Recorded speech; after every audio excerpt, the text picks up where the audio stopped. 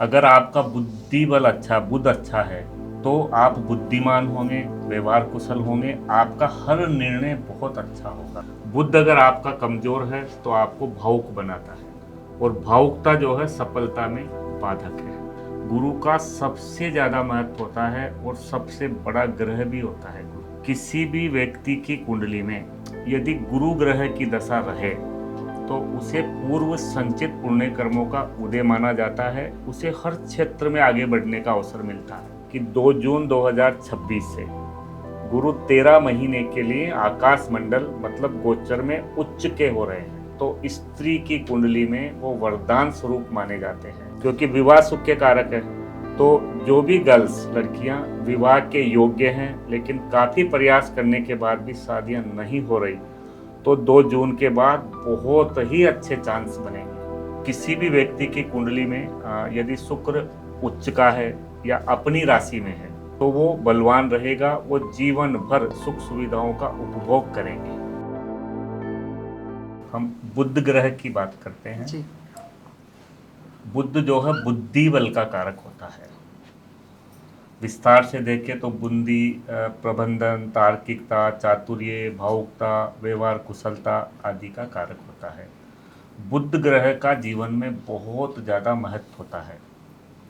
अगर आपका बुद्धि बल अच्छा, बुध अच्छा है, तो आप बुद्धिमान होंगे, व्यवहार कुशल होंगे, आपका हर निर्णय बहुत अच्छा होगा। वाणी का भी बुध कारक होता है। बुध अच्छा होगा तो आपकी वाणी अच्छी होगी, और वाणी के माध्यम से जो है आप जीवन में अच्छी सफलता हासिल करेंगे। अपन फिल्म इंडस्ट्री की बात करें तो इसमें देखिए ज़्यादातर आर्टिस्ट जो होते हैं उनके जीवन में शुक्र ग्रह का प्रभाव रहता है, लेकिन जो फिल्म मेकर होते हैं वो कम लोग होते हैं। प्रोड्यूसर्स की बात करते प्रोड्यूसर्स की जो हैं हम जी। बात करें तो उसमें उनका बुध स्ट्रांग होना चाहिए। बुध जनरली सूर्य के साथ ही गति करता है। तो बुध सूर्य से बुधादित्य योग का निर्माण होता है। यदि बुध आपकी कुंडली में अच्छा है तो आप किसी भी क्षेत्र में, बिजनेस के क्षेत्र में आप अच्छी सफलता हासिल करेंगे। और यदि बुध अगर आपका कमजोर है तो आपको भावुक बनाता है, और भावुकता जो है सफलता में बाधक है। बुध निर्णय क्षमता को भी प्रभावित करता है, डबल माइंड बनाता है। यदि किसी भी व्यक्ति की कुंडली में, जीवन में बुध यदि शुभ ग्रहों के साथ स्थित है या फिर अशुभ ग्रहों के साथ स्थित है तो उसका जीवन एकदम से बदल जाएगा। क्योंकि बुध जो ग्रह हैं वो नपुंसक ग्रह हैं। जैसे सूर्य पुरुष ग्रह हो गया, चंद्रमा स्त्री ग्रह हो गया, बुध नपुंसक ग्रह है। बुध स्वतंत्र फल नहीं देता, ये दूसरे ग्रहों के प्रभाव में फल देता है। तो आपकी कुंडली में यदि बुध अच्छे ग्रहों के साथ, मित्र ग्रहों के साथ, जैसे सूर्य, शनि, शुक्र, इनके साथ है, तो आपको जीवन में उच्च कोटि की सफलता देगा। आप हर कार्य सोच समझकर सावधानी के साथ करेंगे। और बुध यदि आपकी कुंडली में चंद्रमा के साथ है तो आपको बहुत ज़्यादा इमोशनल बना देगा। आप प्रैक्टिकल निर्णय नहीं लेंगे। राहु के साथ भ्रमित करेगा, दूसरों के देखा देखी आप काम करोगे, गलत जगह इन्वेस्टमेंट करोगे। तो बुध ग्रह का बहुत ज़्यादा महत्व है, लेकिन डिपेंड करता हो कि अच्छे ग्रहों के साथ होना चाहिए। हम मान लीजिए बुध आपका खराब है, कमज़ोर है, व्यापार में आपको नुकसान हो रहा है, बहुत ज़्यादा इमोशनल हो, तो उसे हम कैसे सुधारें। तो बुध को सुधारने के लिए अगर स्टूडेंट है तो उनको शिक्षा चाहे किसी भी क्षेत्र में वो ग्रहण करें, लेकिन उनको मैनेजमेंट से रिलेटेड कोर्स करना चाहिए। पर्सनालिटी डेवलपमेंट हो गया, आर्ट ऑफ लिविंग हो गया, एमबीए मैनेजमेंट, तो उससे आपका बुद्ध ठीक होगा। साथ ही साथ गणेश जी की आप साधना करेंगे तो भी बुद्ध को लाभ मिलेगा। फिर भांजे भांजी का कारक है, आप भांजे भांजी की अगर मदद कर रहे हो, उनको समय समय पर उपहार दे रहे हो, तो उससे भी आपकी कुंडली में बुध ग्रह बलवान होगा। आपको रास्ते में अगर किन्नर मिले तो उनको आप कुछ दान दो, उससे भी आपका बुध मजबूत होगा। और हरियाली विकास करने से भी बुध ग्रह को बल प्राप्त होता है। हम गुरु की बात करते हैं। गुरु ग्रह का बहुत ज़्यादा महत्व होता है। क्योंकि गुरु ज्ञान बल का कारक होता है। इसके अलावा दवा, दुआ, मार्गदर्शन, समाधान, परमार्थ और धर्म का भी कारक होता है। स्त्री की कुंडली में हम यदि बात करें तो गुरु पति सुख, संतान सुख और धन सुख का कारक होता है। गुरु का सबसे ज़्यादा महत्व होता है और सबसे बड़ा ग्रह भी होता है गुरु। किसी भी व्यक्ति की कुंडली में यदि गुरु ग्रह की दशा रहे तो उसे पूर्व संचित पुण्य कर्मों का उदय माना जाता है। उसे हर क्षेत्र में आगे बढ़ने का अवसर मिलता है। 16 साल का गुरु का पीरियड होता है, तो वो चारों तरफ से विस्तार करेगा, विकास करेगा गुरु ग्रह। इसी प्रकार यदि गुरु आपकी कुंडली के केंद्र स्थान में स्थित है, पहले, चौथे, सातवें, 10वें भाव में, तो ये तो कुंडली की बात हो गई जो हर किसी को मालूम नहीं। लेकिन वैसे यदि आप धार्मिक हो, बड़ों का आदर सत्कार कर रहे हो, तो आपकी कुंडली में गुरु बलवान है। और गुरु जब बलवान होता है तो जीवन में आने वाले हजारों वरिष्ठ अशुभ योग, दुर्योगों को आने से पूर्व ही रोक देता है, वो आने ही नहीं देता। और यदि किसी भी प्रकार की कोई भी बाधा, परेशानी, विपदा आती है तो उसे कम समय में दवा और दुआ के प्रभाव से दूर कर देता है। गुरु ग्रह की दृष्टि भी अमृत समान होती है। जैसे हर ग्रह की एक दृष्टि होती है, लेकिन गुरु 3 दृष्टि रखता है। तो गुरु ग्रह की दृष्टि जिस स्थान पर पड़ती है उस स्थान को कुंडली में खराब नहीं होने देता। अच्छा। अभी जो सबसे बड़ी खुशी की बात है कि 2 जून 2026 से गुरु 13 महीने के लिए आकाश मंडल मतलब गोचर में उच्च के हो रहे हैं। तो गुरु जब भी उच्च के होते हैं तो स्त्री की कुंडली में वो वरदान स्वरूप माने जाते हैं। अरे वाह। क्योंकि विवाह सुख के कारक है। तो जो भी गर्ल्स, लड़कियां विवाह के योग्य हैं लेकिन काफ़ी प्रयास करने के बाद भी शादियां नहीं हो रही, तो 2 जून के बाद बहुत ही अच्छे चांस बनेंगे। यदि किसी के संतान योग नहीं बन रहा तो संतान योग भी बनेगा। हर क्षेत्र में गुरु प्रगति देगा। लेकिन गुरु सिर्फ धार्मिक व्यक्तियों को प्रगति देगा। यदि आपके आचरण में गुरु बलवान ही नहीं है, आप अपोजिट हो, तो वो आकाश मंडल में बलवान होने के बाद भी रिजल्ट नहीं देगा। अच्छा।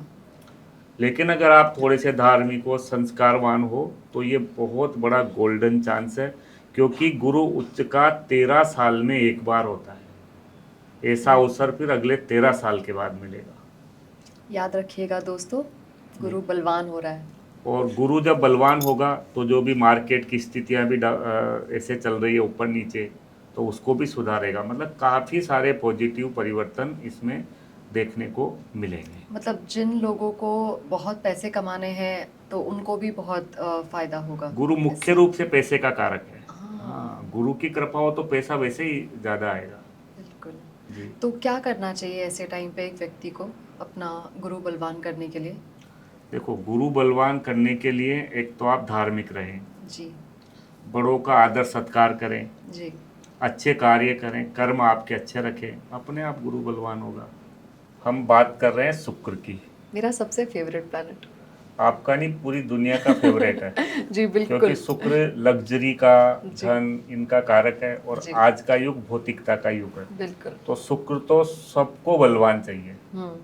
तो शुक्र से जनरली हम देखते हैं भौतिकता, सुख सुविधा, वाहन, मकान, रहन सहन के स्तर, कला, लग्जरी, इन सब का जो है शुक्र कारक होता है। और मुख्य रूप से लक्ष्मी का कारक है। धन का भी कारक शुक्र ही होता है। जी।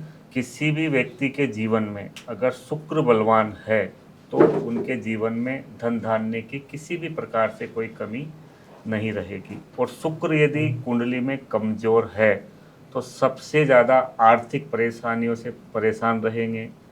लग्जरी अनुकूल नहीं बनेगी। मकान बनाने में बहुत ज़्यादा बाधाओं का सामना करना पड़ेगा। तो शुक्र जो है बहुत ज़्यादा महत्वपूर्ण ग्रह है।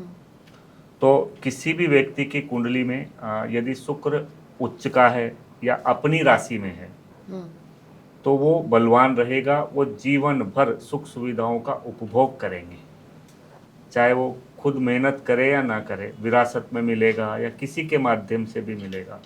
और जिनका यदि शुक्र कमज़ोर है तो उनको जीवन में बहुत ज़्यादा संघर्षों का सामना भी करना पड़ेगा। फिर दूसरा क्या है कि शुक्र जो है यदि खराब है, मतलब राहु के साथ या पापी ग्रह के साथ, तो बहुत ज़्यादा अपोजिट अट्रैक्शन में लेकर जाएगा। आपका गलत शौक होंगे, गलत खान पान, व्यर्थ के कार्यों में आप धन का खर्चा करेंगे, बहुत सारे अवगुण भी देगा। शुक्र लग्जरी के साथ साथ अवगुण भी देता है। अगर वो गलत ग्रह के साथ बैठ जाए गलत ग्रह के साथ बैठा है या कुंडली में 8th हाउस में बैठा है तो तकलीफ देगा। पत्नी का कारक है, तो अगर शुक्र पुरुष की कुंडली में कमजोर है तो विवाह सुख में बाधा उत्पन्न होगी, पत्नी के साथ संबंध अच्छे नहीं बनेंगे। तो शुक्र का बलवान होना बहुत ज़्यादा जरूरी होता है। शुक्र को हम कैसे बलवान कर सकते हैं जी। कि यदि घर में धन को लेकर प्रॉब्लम है, बचत नहीं होती है, तो शुक्र को बलवान करने के लिए सबसे पहले तो पति और पत्नी को आपस में तालमेल अच्छा बनाकर रखना चाहिए। घर में बहसबाजी वाद विवाद ना हो। फिर सुंदरता का कारक है, तो आप घर को सजा कर रखो, स्वयं भी आप सुंदर बन के रहो, घर को सजा कर रखो। फिर लक्ष्मी का कारक होने से आप लक्ष्मी जी की साधना करो।